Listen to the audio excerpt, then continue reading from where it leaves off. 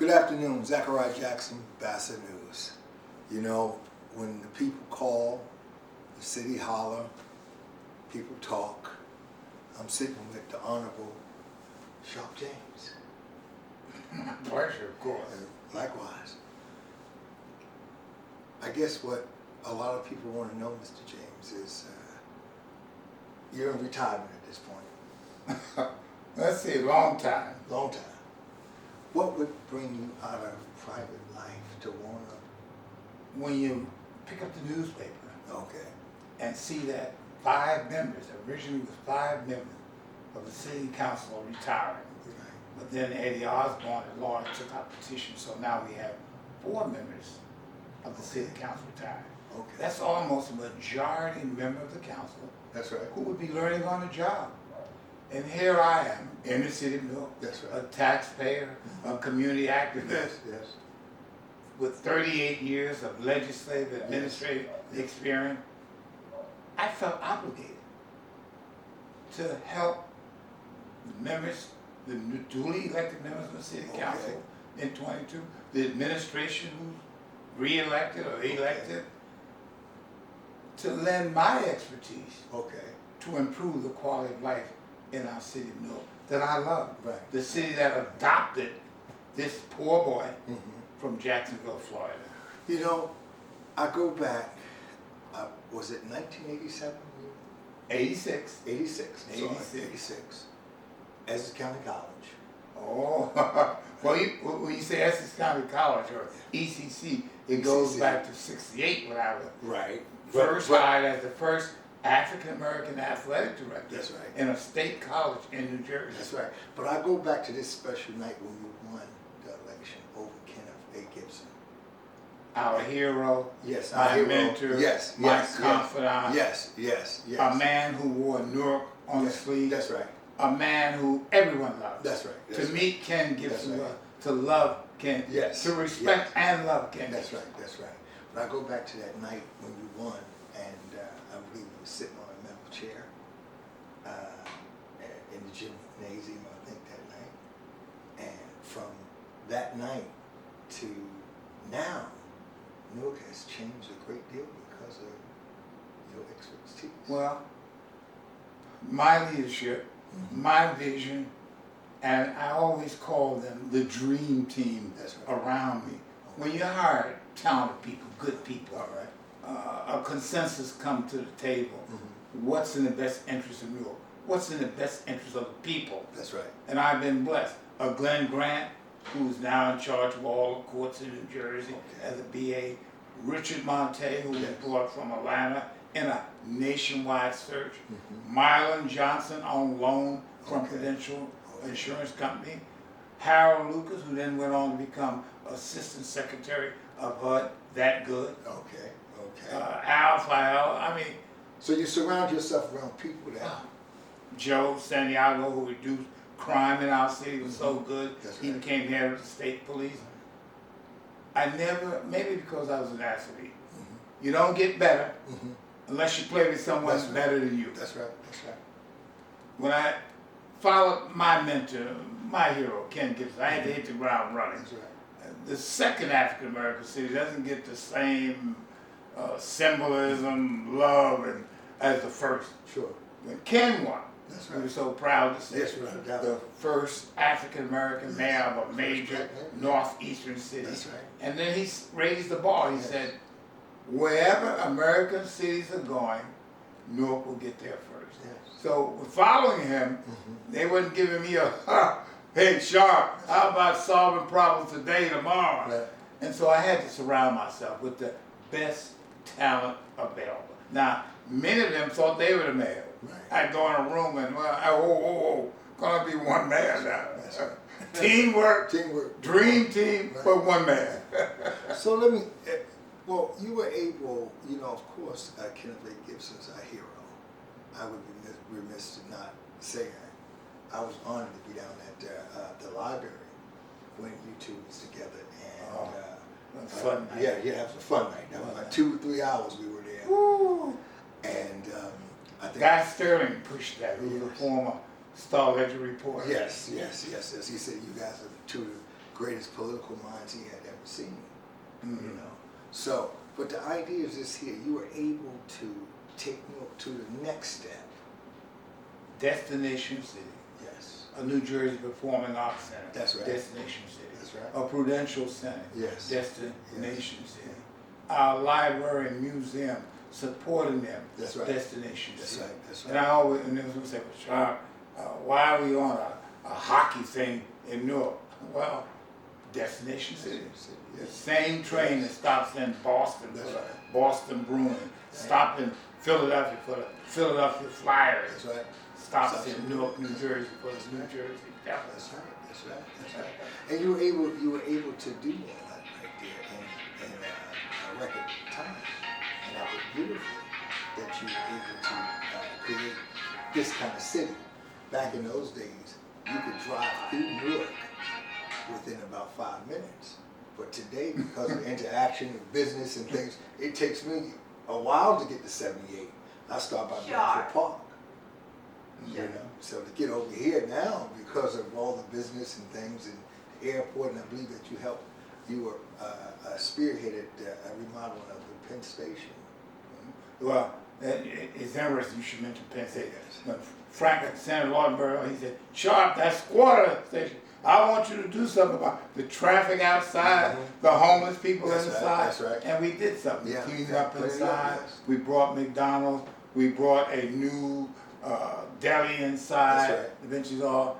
And so, when it became, well, I wanted it to be like the one in Union Station in the Washington. nation capital. Yes. In yes. fact, where President Clinton had his inaugural. That's Yes. beautiful. Yes. We're not there yet. We're not there yet.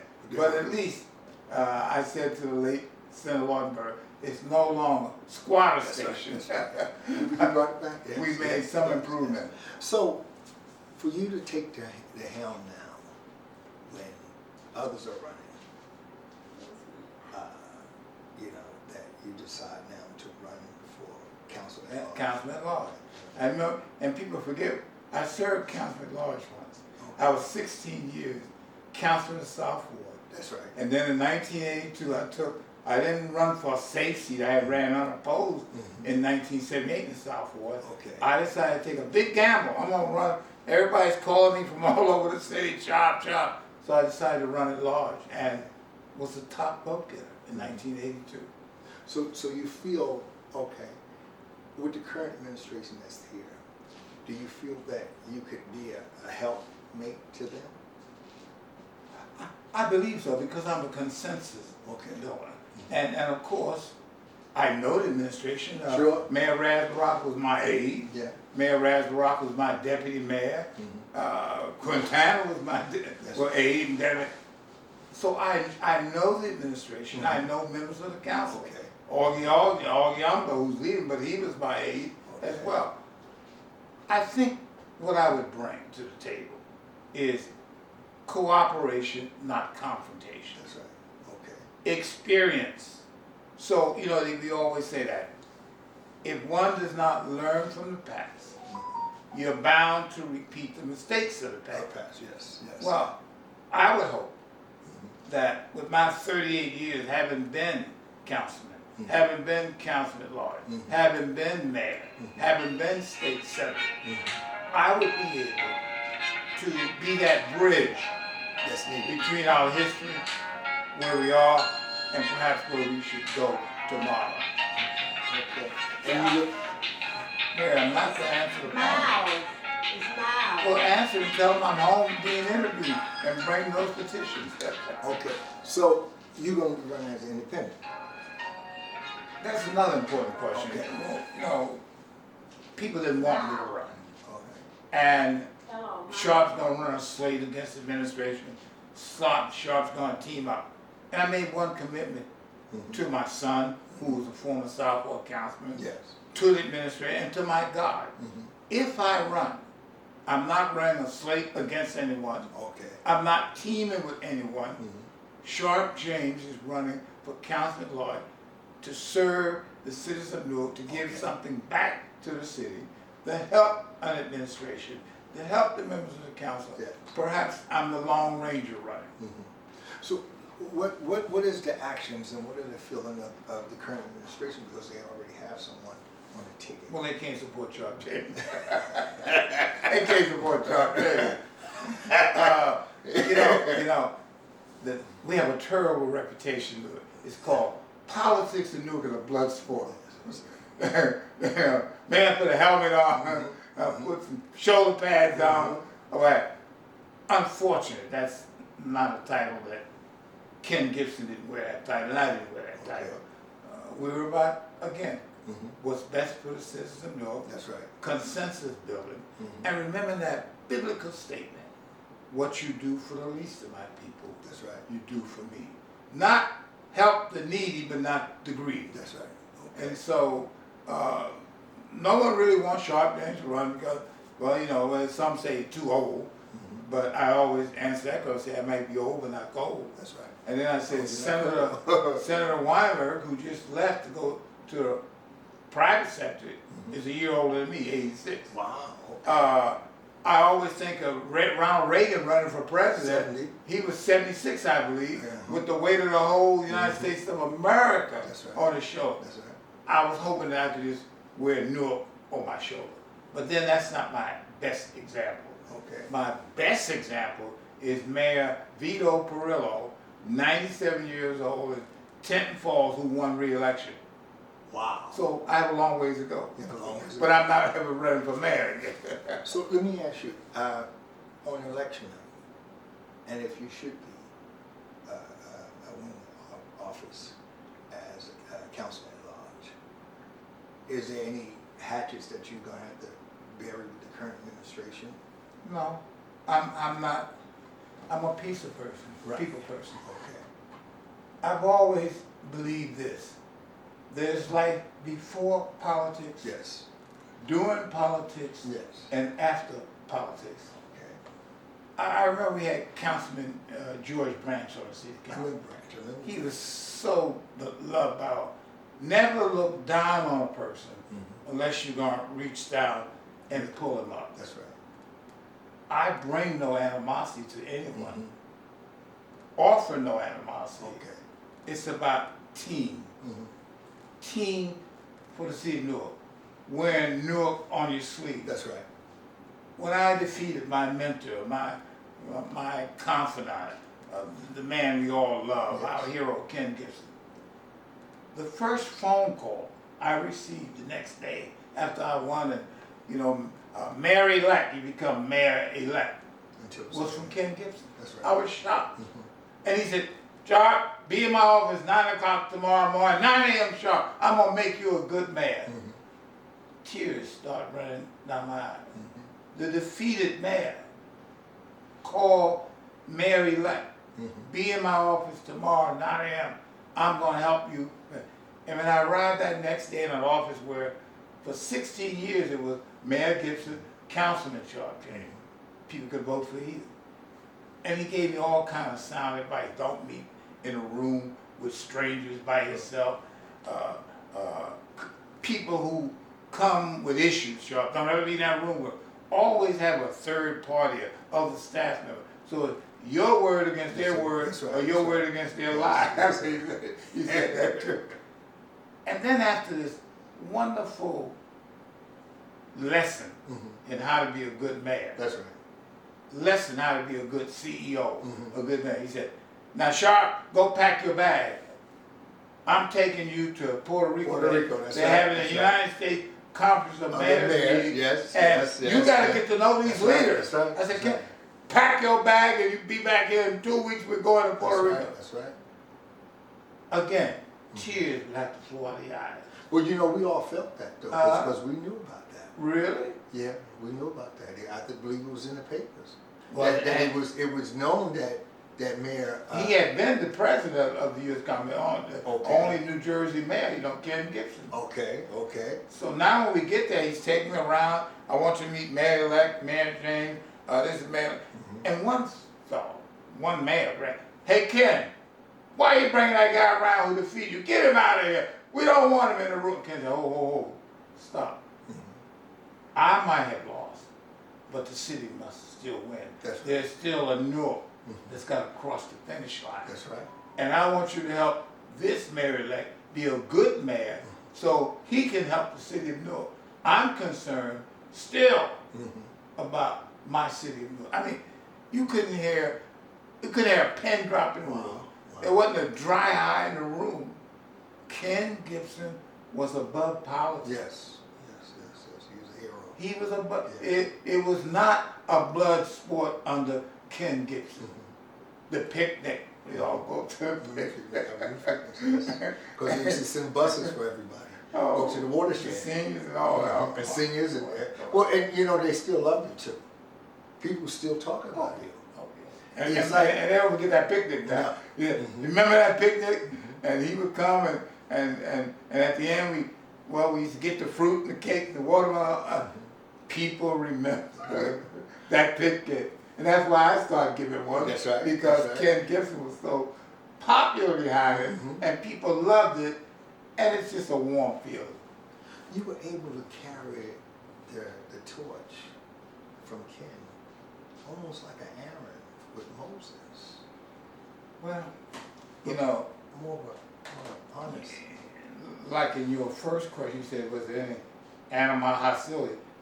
Reverend Ralph, Dr. Ralph T. Well, you know, when I was running now, they would say, some say, stay with Ken Gibson, we know what we got, but we don't know what we're going to get in that Maverick Sharpe chain with that afro haircut, the space tee, and them brown and white Tom McCain shoes.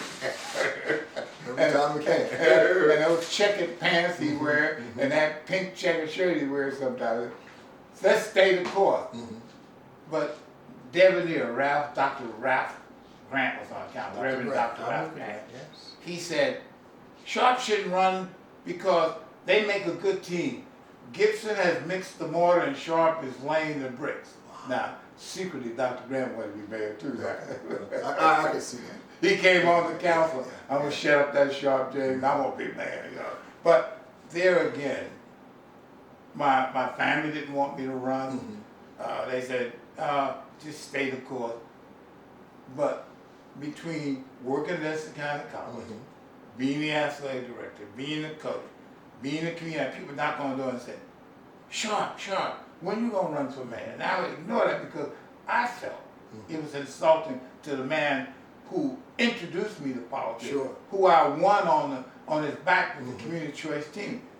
But it wouldn't go away. It kept on, hey Sharpe, when you gonna run for mayor? And so finally, the question would not go away. I created and said, well, Newark needs a Sharpe change. And people started calling me Sharpe Change. They thought my name was Sharpe Change. But Newark needs a Sharpe change. Wow. But it was not a hostile change. It was, as you say, I was going to carry the torch. Which you carry did. the lead. Yes. And that's why I was so happy. Ken had tried to build this aquatic center in East Ward. Contamination problems, all kinds of problems. When I became mayor, I finally was able to push it through. That's right. But what did I call it? Not the James Aquatic Center, take full credit. It's the James Gibson Aquatic Center on Rome Street in Newark. And then you used a landscape, or not landscape, but architects from, I believe, from NJIT or something. Oh, you really? You got your history there. I invited K-Hop named. I'm looking in the paper, I'm Googling, I see all these, Society Hill, and all these plush communities. They look like you're living on a golf course, you know, like Sarasota or wherever you are. And so I called him. I said, Mr. Kibor, his name was Kibor Habney. I'm a man newly elected mayor of Newark. Would you visit Newark? I'd like to show you something. And he had that like accent, I don't know, Polish, Greek, whatever. He said, well, you want to visit me in Newark? I said, yeah, I'd like to meet with you. So he arrived, and I took him to a site off West Market or Springfield. It's all deserted. A horrible lot. I remember those lots. And he looked at me and he said, and I said, couldn't you put a Society Hill here in Newark? He said, whoa, Mr. Mayor, I'm in the business of making money. Now you want me to build houses where people scared to walk? And he started to turn away and walk away. And I said, maybe I made a mistake, maybe I should apologize. I turned to walk away, and then he turned, hold it, I'll try. So then after he was trying, he came back to me and said, the whole land is contaminated. It'll take us about $13 extra million to bring landfill and cover it up. The word is encapsulate. That's Jersey City society is encapsulate. You put a whole new level of fan and board. And I said, 13 million, and you want us to help or pay for it? You want a society help, Mr. Mayor? I said, well, give me a chance. Let me look at it. So I called Finster, the president, Saul Finster, who was the president of NJIT. There you go, right? I said, This Saul, story coming together, yes. they're telling me if they're going to build houses over there, it's going to cost the city an extra or contributor amount of 13 million. Could you loan me some engineers who could go out there and look at the problem? Saul, I think, the longest serving college president in the state. And he loved Newark. He said, well, Mr. Mayor, let me see if I can find some engineers who could go and inspect the site. Please do. Please, how fast? So about 2 weeks later, they called me and said, Mr. Mayor, we believe we've solved the problem. I said, you solved the problem? What did you do? He said, we discovered that the contamination was coming from houses that had oil tanks in the ground. That's right, all right. If you could provide us a map of each house where it's located, That's right. and we could identify and pluck out those oil tanks or put sand or what, we could solve the problem. I said, really? And then I called him and I said, well, how much would that cost? He said, Mr. Mayor, I think we can clear that whole site for you. I said, 13 million? He said, no, about 447,000. Wow, that's right. I went back to Kabor, said, Kabor, guess what? I don't need your $13 million football field and dirt and sand. I got a new solution for you. What? We're going to have that. We're going to pluck out oil tanks. We're going to identify properties that have oil tanks in the ground. We're going to pluck them out, clean soil. Society Hill was built. That's right. And Society Hill won the Harvard University Dibley Award for the best urban housing stock in America.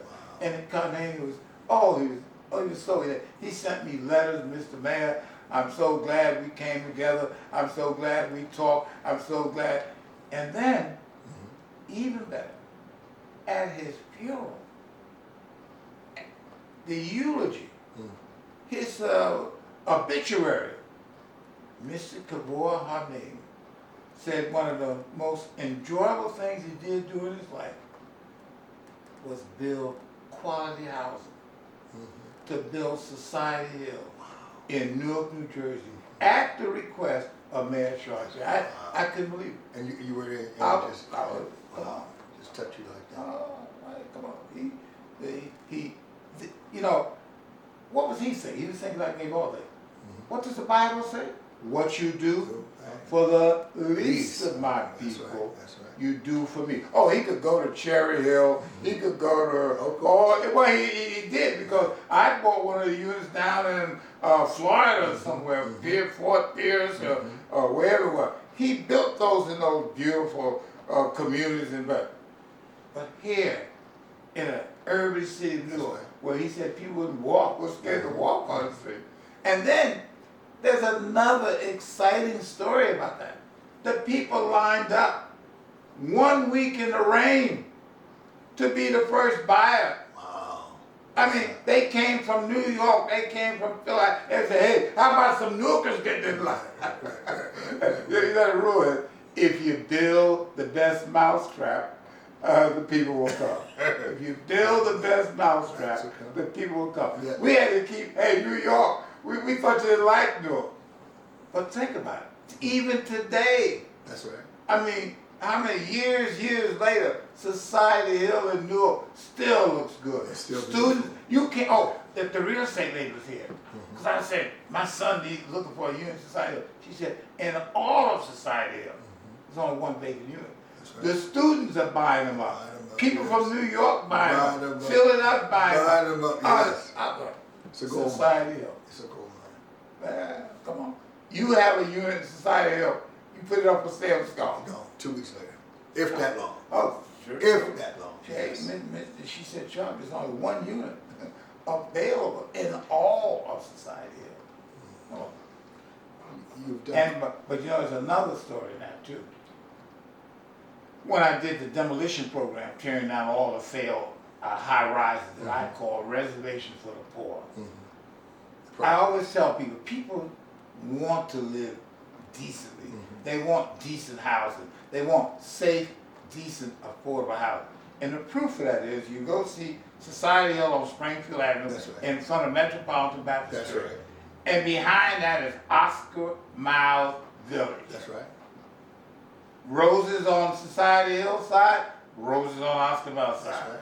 The people, if you give them quality housing, give them, they tend to take care of it. My family has been in that area since 27. Really? In that area, Mercer Street, Yeah. Hollow yeah, Street, Prince yeah. Street. When you come out of Perry and all, you look up, Well, that they were street there- looks good. They were there before. You have Metropolitan Baptist Church, Oscar Mills behind it, That's right. Society Hill in front. That's right. And you can't really tell the The difference between difference. public housing And- public housing and private sector housing. Because the people take pride. Yeah, If you give them a rose, they try to keep a rose. That's right. And you were able to do that right there. Well, hey, You were able to do that. okay. Sharpe, I heard something too that is all from politics, but it shows me that you have a intuition of building in your mind, that you're good with woodwork. Well, when I received the honorary Doctor of Humane letter from Okay. Drew University, and our former governor, Tom Kaine, was the president. Okay, yeah. And he wrote a beautiful letter. He said, Sharpe James is a modern day Jeremiah. He built houses. He's a builder. That's what he wrote. He said, come to Newark, you see houses Sharpe built and changing the neighborhood he built and what have you. So we did begin to change New York. We did begin to make Newark attractive.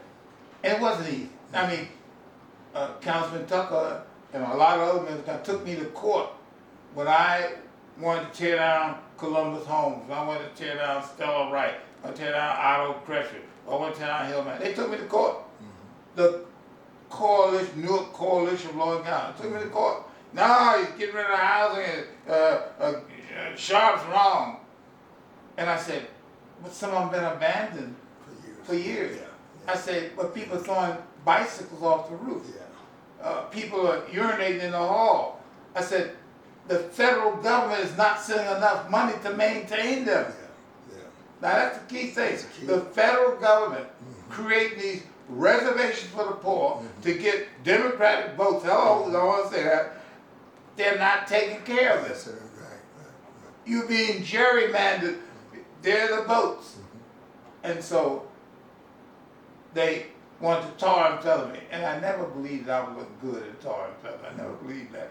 Sometimes they're going to put tar and feather on Charles. I kept saying, how would I look with tar and feather? May I look like Michael Jackson? Or I don't know about I don't think I look good tar and feather. So they took me to court. And Judge Deveroy was the thing. And he said, and he both sides, all of them, he said, well, here's what we're going to do. Mayor James, you have the right to tear them down, but I'm advocating that as one-for-one replacement. For if you tear down 700 units, you got to build 700 units. And he appointed Gus Henningberg as the overseer, the monitor in charge. I'll be honest with you, I don't ever think we were able to match the 30 or 35,000 units that people were living in substandard housing. Sure. And we tore out all those resident poor. But we approached that number. And you helped a lot because Oh.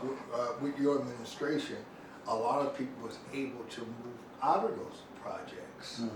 So those that was left there, that you guys replaced with the other units, you know, was rightfully so, that they benefited from. Go to Wynonna Lippman, where Columbus Home used to be. Okay. Dr. Wynonna Lippman, and tell me would they rather be, in fact, the proof of the pudding was, once we built these other, forget Society Hill, we built houses all over the city, That's in right. every ward, every neighborhood. And people started calling, can I buy that unit? When can I buy that time? They come along Highway 21. Can we buy those units? And I would say, that's public house. Public house, are you serious? That's public housing. That's right. Yeah. We have people fighting now for the first time to get in and not out. Before they're fighting to get out. Yes. Now we have people fighting to get in, and people want to buy them as market rate houses. That's right. Go to Dr. Wynonna Lippman Housing over there on 7th Avenue and look at it. Yeah. Go look at a whole lot of them. I give the best of all tell you that Sharpe James, he ain't done nothing. Well, the Hope 6 grant I got, I transformed the Central Ward. And I tell everyone, go to Prince Street, from Springfield Avenue to the end. That's right. That's right. And tell me That's right. if it's not a sharp change. It's a sharp change. Tell me, I remember the once open Newark fields. Worst Street, Prince Street, you wouldn't Yeah, go there at yeah. night with bodyguards No. and an armored suit on. Hello? That's right. Hey, because I went over there as a Yeah. kid, in one of the church, my mother made me go to Boy Scout. I didn't know which finger not, but you know. And it was it was a war zone. There's a war zone over there. Yes, Lord. Go drive Prince Street today and see those homes. Those Beautiful, occupied. yes. All the way to the end. All You the way come to to the that end. rec center at That's the right, end that's down right. the street. Yeah, and that's Where beautiful Larry also. Hazard was in charge. Yes. We made a change. You made a change. Not perfect. We'll never use that word perfect. But good. Good and better. Yes. And better. It was a positive beginning. And that's what I bring to the council. A vision. A vision for a better Newark. A vision that we can do better. Yes. A vision that through teamwork, consensus building, not fighting, arguing, and my way or the highway. You heard that? I heard that. My way. Well, a whole lot of folks. Yeah. My way or the highway. No. Put the best people around the table. That's the right. best mind. Come up with an idea. Consensus building. Yes. In the best interest of Newark. In the best interest of the citizens of Newark. That's right. They elected us. I had an argument with Earl Harris at that job. You need to get out of here. You against the council having cars. You against our raise. Hey, we don't need you. Earl Harris, who was our deed, second to Ken Gibson, they called him the Silver Fox. He knew everything. Very much. And I turned to him one day, he called me Uncle Tom. Uncle Tom said, Earl, no one put a gun to our head and said we had to run for public office. That's right. Because you didn't have a car and you get elected, you're not entitled to a car. You knew the salary was in 1970, $12,000. You knew that. No one said you have to take, you knew that. Now it's about $96,000. Think of that now. When I got elected as councilman of the South Ward, it was $12,000. Today everybody running for a perk. $96,000, 5 A's, car and gas expense. In fact, when I first got elected and they gave it, and Earl said, I need a car. I said, well, Earl, you get a car, everybody can have it. Let's buy 9 cars. So we all had cars, but we needed one enough. And one councilman, the car, free car, didn't have what you call automatic windows. He said, I gotta reach over and roll up the window. I want automatic windows. And he took the free city car to a garage and built the city to make it like So to make it automatic. He said he couldn't reach over and roll the window down in a free car. Let me ask you this for you, Sharpe. You know, there's other people running for office as mayor, running for mayor in Newark. You have Cheryl Montevin, which I interviewed her a few weeks ago, and she spoke highly of you. She said you were her mentor.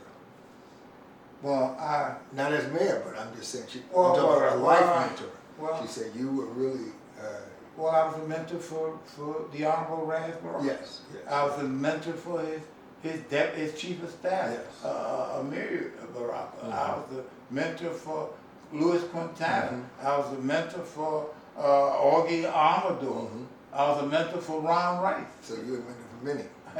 Hey, I helped Mildred Crump get like she said, no, you didn't help me. And then I had to go get a 10x5 copy of that $10,000 check. Do you remember this? Is that your signature? people have amnesia sometimes, you know. Yeah. Hey, short memory. Yeah, short, very short. But, you know, she spoke highly of it. And then there's a young man named Anthony Diaz is running also. I read about it. I read about it. Now, let's just say if that should happen, one of them should happen again as an independent mayor, what would that mean for the city of Newark? Well, first of all, Sharpe James running it does not guarantee victory. Sharpe James struggling to get petitions, to get all the ballots. It's up to the people. That's right. Whoever. The people. The citizens. Yes. The taxpayers. Yes. The ones who pay the freight. Whoever they elect, you have to respect and go with them. It's an opportunity. Yes. No one gave Sharpe James a chance run against Ken Gibson. That's right. Not one newspaper endorsed me. Not one politician endorsed me. My family was against us, as I told you before. No one. But I got elected. And I remember. and lasted for 38 years. I resigned from being mayor in 2006, but my Senate carried to 2008. Wow. So anything is possible. So I'm the person who they said could never win. You don't have a chance. Sandra King, the great writer, reporter, knew Sharpe James can't win. He too ugly.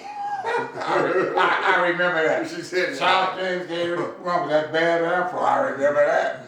Sharpe James can't win. That's space too. And then E. Merrill said, with my Tom McCann black and white shoes. My my checkered pants. I don't know you used to have plaids there. I wanted a plaid there, and I had a picture. He looked like Bozo the Clown, and I always kept that picture. I would say, Earl, how's Bozo the Clown? Well, look now. How's Bozo the Clown, Earl? Hey, people like the Bozo the Clown, Earl. For those that I always kept it. You remember they were Tom McCann black. You don't. I don't think it's him today, right? No, I think this goes this. Now they got Johnston Murphy. Someone gave me a gift thing. Said, man, James, here's a gift. What do we call it? Gift certificate. And I never heard it. So I run down. I think it was the mall, Milburn, or Short Hills, and I'm gonna give you 2 pair of shoes because they said. The coupon was worth $100. I saw myself with 2 pair of shoes. I got down to Johnson looking for $289. That's right. 3 trips. I was home. Yes, hey, I can't even buy one. That was just a little help. Yes. So come May, and after this month, the months seem to accumulate real fast. And that day, how do they vote? What number? It's just the ballot. I think the team gets a bracket, right. And then everybody else just draw, and you get online. You don't control that. The only thing, if the team they register as a team, if they'll get their 4 votes at large, they'll all be bracketed. Right. Others, you could be in front of the bracket, behind the bracket, it be somewhere. But you'll all be on that, I think at large be online, be the mayor's A, at large is B, and I think ward councilman C.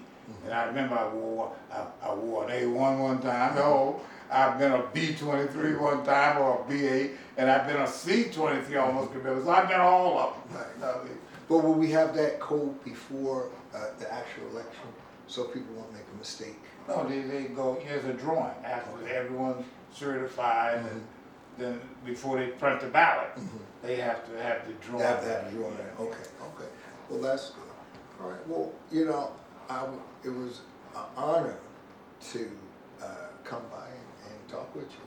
Well, you missed the most important question. They say I can't run. Why can't you? They say because of a 208 conviction Mm-hmm. where I was wrongfully taken into court like That's to right. kill a mockingbird, Mm-hmm.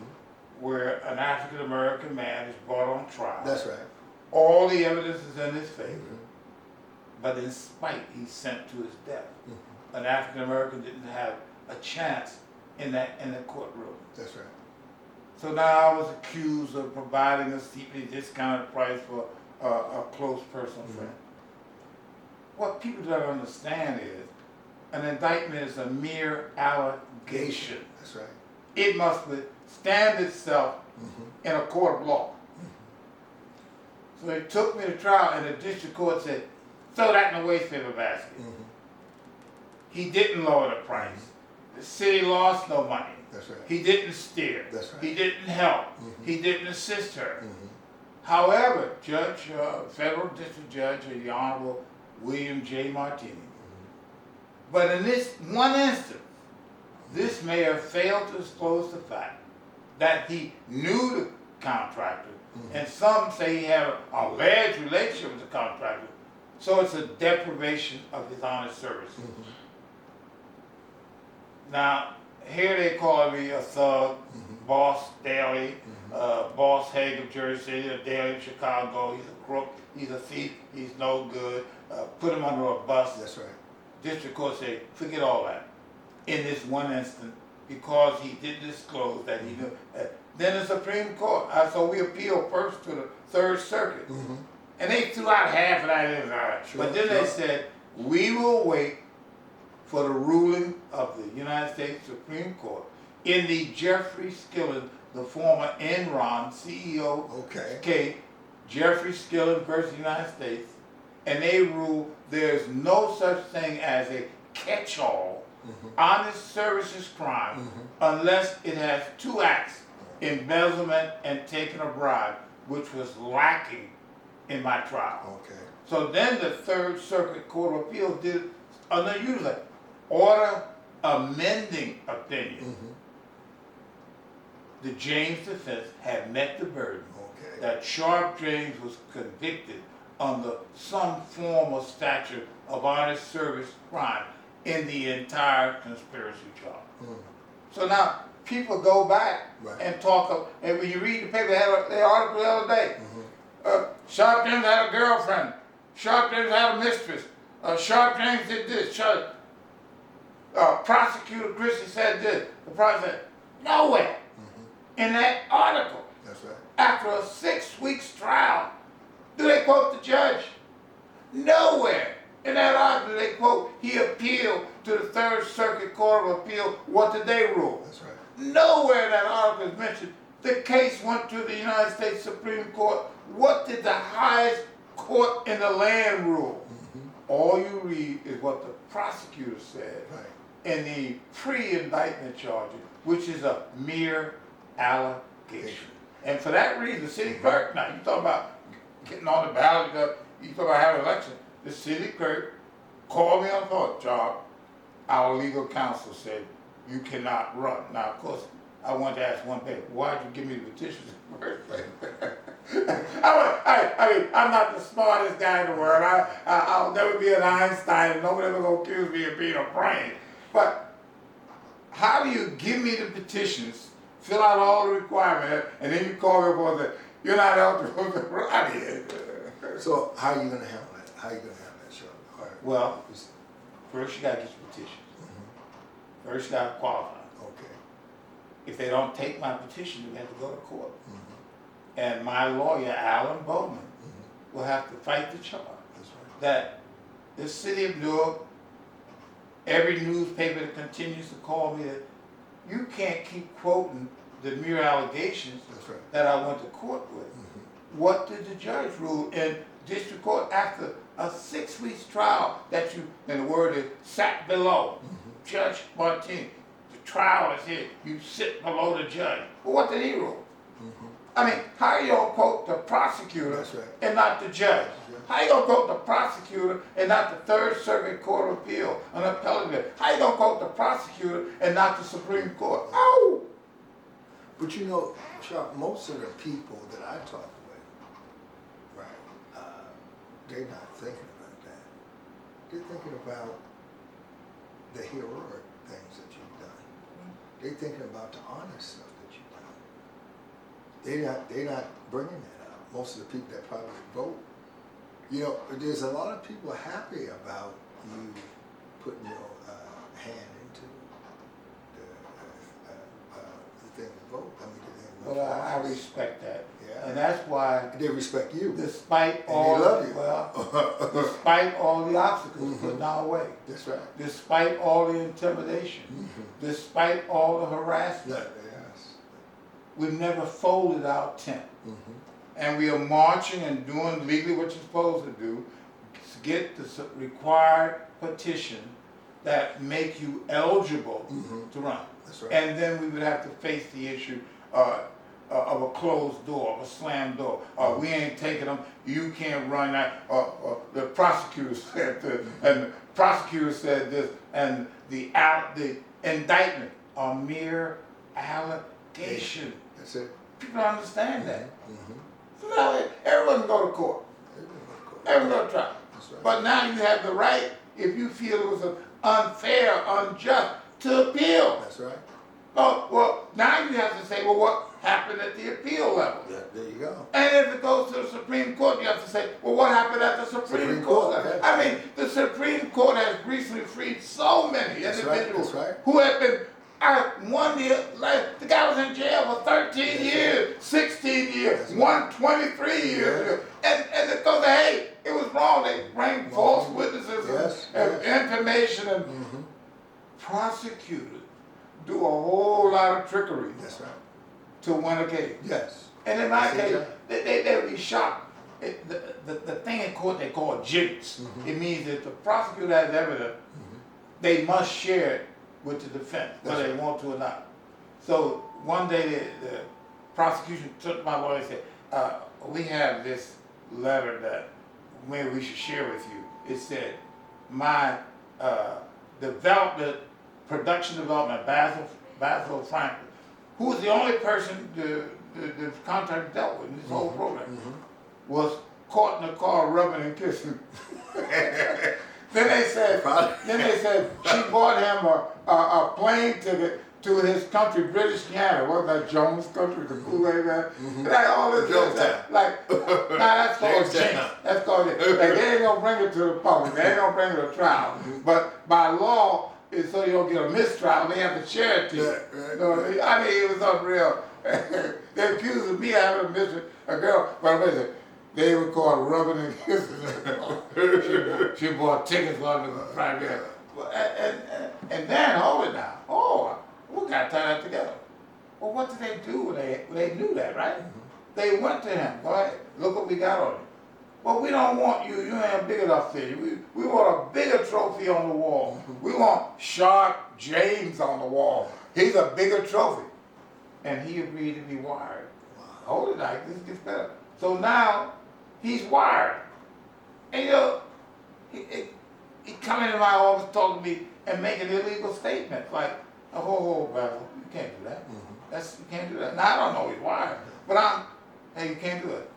And that's why I'm saying, when the judge said to the prosecution, Miss Germano, the lead prosecutor, do you plan to introduce any electronic surveillance evidence against Sharpe James, against defendant James Gunn? Let me repeat the question. We noticed that gentleman here was wired, the other contract was wired, people's phones were tapped, surveillance video. Do you plan to submit in this courtroom any electronic surveillance evidence against defendant James? And she said, no, Your Honor. I felt like walking out of the courtroom right now. Now here they've been spying on me. The people have been wired, telephones tapped. They talked to me over like 4 years, and they have no evidence on it. Nothing. Oh, but the people, again, Sharpe, it's like when your name went out, so many smiling faces. You know, they have so much respect for you in the city. They want to see your new actions because they know you're old. Yeah. I love the city of Newark who And adopted they love me. you. And I've tried to give back, Mm-hmm. you know? I mean, and when I think back to the beatings I took to eliminate the reservation for the poor, Mm-hmm. when I look back, the fight I had to take to put that movie theater there, when Miss Coles told me I'm a tar and feather. Everybody think I look good in tar and feather. Job, you can't tear down these houses, raggedy houses, to build this movie theater. We're gonna tar and feather you, Sharpe. And so opening night, I had Danny Glover, all these movie stars there, and we had free popcorn and ice cream. She ate more hot dogs. She had more popcorn, more hot dogs. I said, get some more hot dogs from the stove. She had more hot dogs than everything. Well, you know, I'm glad you brought up the movie theater because I remember at first they built one in the neck.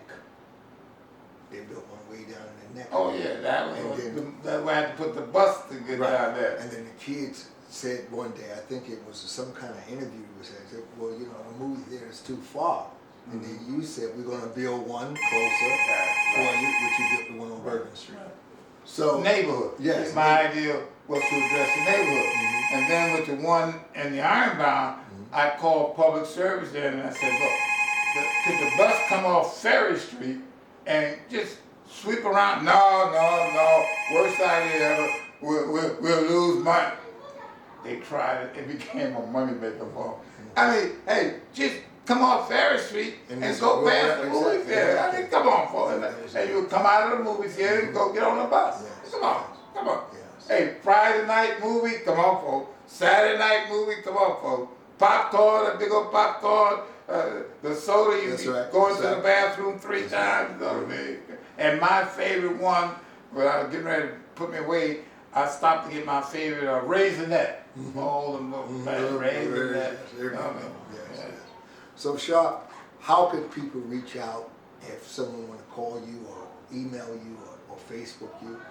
What? Well, we need petition help because they're trying to deny us petitions. If they deny us petitions, then the court case won't be challenged. And this intimidation is working. I went and asked a young man who had given a job to help the family, and I said, would you sign my petition? He said, I can't, Sharpe. I might lose my job. I went to another person. I had given him a job, loaned him money to fix his car, helped his mother who was ill, and I asked him to sign my petition. The word is out, Sharpe. If we sign your petition, there will be retaliation. If we sign your petition, I might lose my job. He said, but man, I'll sign it. No. If the risk of you losing your job, to sign a petition for Sharpe James, keep your job. Yes, sure. Your job, taking care of your family and your children, is bigger than a signature for Sharpe James. And he know what to do then. You know what to do. So we need the petitions, and anyone can. Well, they can drive by this Sundays. We're on the lawn, put a table out there. It's like a drive-in, driveway, drive-in, drive-through. Drive up, boy, on Sharpe the line with a clipboard. Sign my petition. Sunday between 9 and 12, I'm doing that now, trying to get petitions. And then if they wanna, they come by the house and sign. 59 Wilbur Avenue. This is our headquarters because if we don't get the petition, we don't need a headquarters. Take it step by step. All right. Well, again, this is I was honored, and today I'll dedicate my Black History Month to sitting with Sharpe James, former mayor of Newark, New Jersey, hero, humanitarian. No, that's what the call people servant. A servant of the public. Right, and the people refer to you as a hero. The people elected me. Yes. By the way, now you forgot, you'll probably never be sitting next to another politician who was selected in the African American, Black and Puerto Rican Convention in Newark, Okay. Community Choice Team. Okay. So I was selected and elected by the people. Okay. I owe something back to the people. And so I will always view myself That's right. as a public servant for the trust, the love, and caring and partnership Okay. that I received from my adopted city. They They took this poor boy who escaped, please make sure I Escaped say it, from Jacksonville, Florida, who came here with no shoes but sneakers. What year did you guys come out? Huh? What year? I think, let's see now, about 44 or something like that there. Because I was born 36, so about 10 years, mother woke us up with an abusive stepfather. Went and built a fire on the train tracks, stopped the train, rolled south, Wow. and we rode for, I thought, a month. I thought we'd never get off the train. We came north. But when I got to Newark after, I don't know, Pennsylvania, wherever relative, like you move from relative. Yeah, yes. Leaving my outhouse, I came That's to right. another outhouse, and then I moved up. I had the pull thing with the water on the toilet like that. But sneakers, no shoes, wore holes in my sneakers, holes in my socks. And then my mother said, hey son, she took the Wheaties box top and put that in the sneakers. So then I'd go back to school and the gym, the kids used to laugh at me, call me the lemon lime kicker. I wore green pants or something all the time. Then you wore holes in your socks, holes in your shoe, in the cardboard, and then holes in the sneaker. And we didn't have no Nike jumps. You had PF Flyers. That's you right. had Army sneakers, the green Army sneakers. And then you had Seconds. Mother went down to Sears and Roebuck on Live Avenue, and they used to have a bin called Seconds. Seconds shirts, Seconds pants, Seconds sneakers, and that's how I came to the city. And so from the outhouse, with the love of the city, That's right. and it's going to an overnight guest at the White House with Bill Clinton and First Lady Hillary Rodham Clinton. People forget that. That's Overnight what it is. guest at the White House, sleeping in the Lincoln Room. That's right. I only made one mistake there. That's right. I woke up in the middle of the night to go to the bathroom, and a Secret Service man came out of the walls and said, where you going? So I learned one thing. You might be a guest in the White House, But don't move it. but you don't have free reign in the White House. I mean, I said, I gotta go to the bathroom. Excuse me, I'll take you To the bathroom. and bring you back. How are you? Yeah, you know, that, what do you call it, frequent urinating. Well, again, it's an honor to sit here with you. I wish you the best, and I know that you put milk first, and you wear it on your sleeve, and that's one of the things the reason why most of the people love you. God bless you, Sharpe. Mi casa es su casa. From my house to your house, we are family. That's right. Familia. That's right. All right. All right, keep hope alive. Hold on 1 second. You think the sound works from here?